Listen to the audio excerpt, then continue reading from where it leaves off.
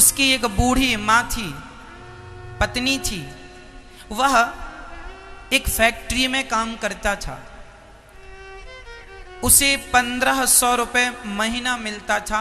ये काफी समय पुरानी बात है, जब 1500 भी कुछ हुआ करते थे, बहुत पुरानी बात है। एक व्यक्ति था, फैक्ट्री में काम करता था, उसे 1500 रुपये माह मिलता था। उसकी एक बूढ़ी माँ भी थी, पत्नी भी थी, और उसकी एक छोटी सी बेटी भी थी।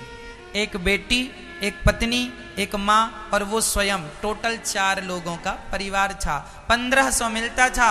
वो बहुत खुश रहता था और बड़े प्रेम से अपनी माँ की सेवा करता, पत्नी का ख्याल रखता, बेटी थी, बेटी के लिए कपड़े, उसका ख्याल रखता और काम करता।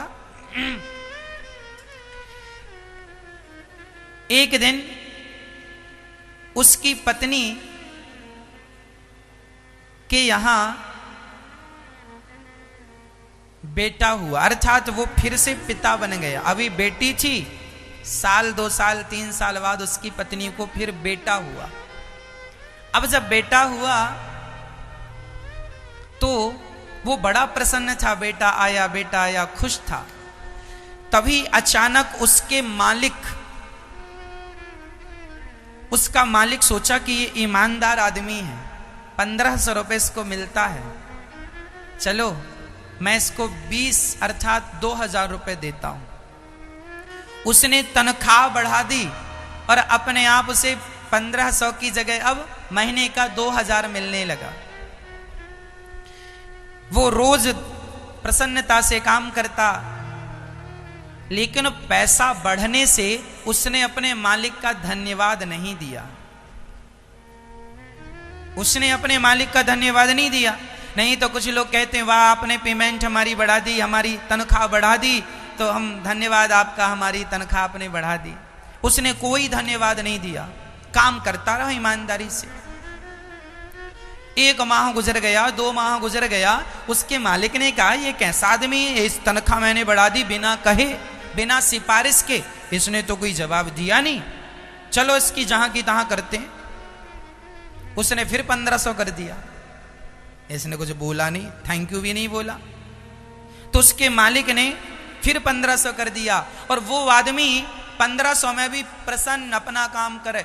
2000 पेमेंट हो गई तो भी खुश था, 1500 थी तो भी खुश, और अब फिर 1500 हो गई तो भी खुश, आनंद।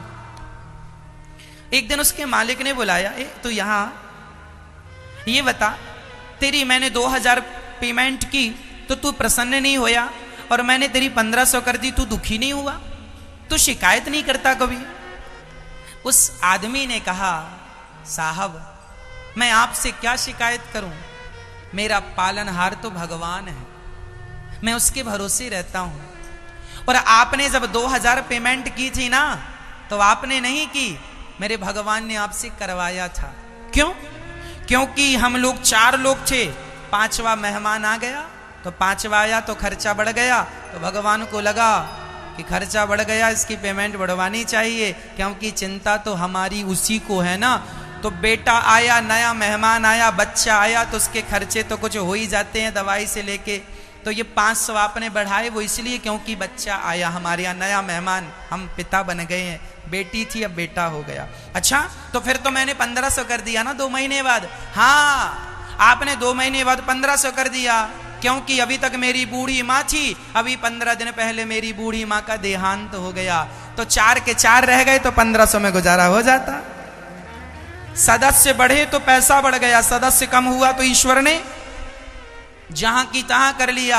मैं तो ईश्वर की मर्जी में अपनी मर्जी रखता हूं, जैसे रखे राम जी रहना चाहिए, बस सीताराम सीताराम कहना चाहिए। जब आप अपने आप को भगवान के चरणों में समर्पित कर देंगे, तो मैं विश्वास से कहता हूं तुम्हारा पालन पोषण भगवान करेंगे।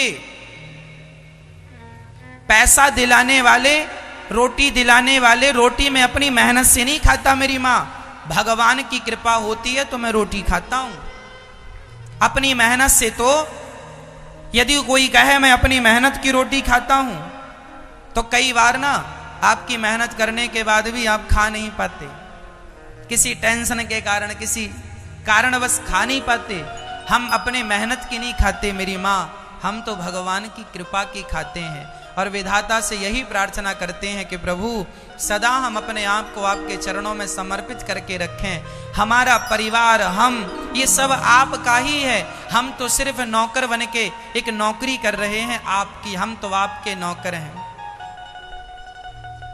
हम तो भगवान के नौकर हैं। जैसे वो रखना चाहें, वो 2000 दें तो हम प्रसन्न हैं, 1500 दें तो हम प्रसन्न हैं। अरे वो भूखा सुलाएं, हमारे घर में आज चूल्हा जलेगा कि नहीं ये मुझे नहीं पता, पर मेरे कन्हैया को पता है कि आज चूल्हा जलेगा कि नहीं।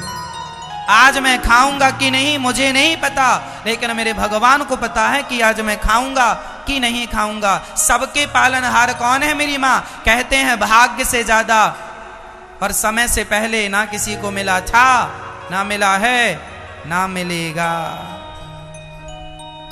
सब अपने अपने भाग्य का खाते हैं, इसलिए सदा भगवान के भरोसे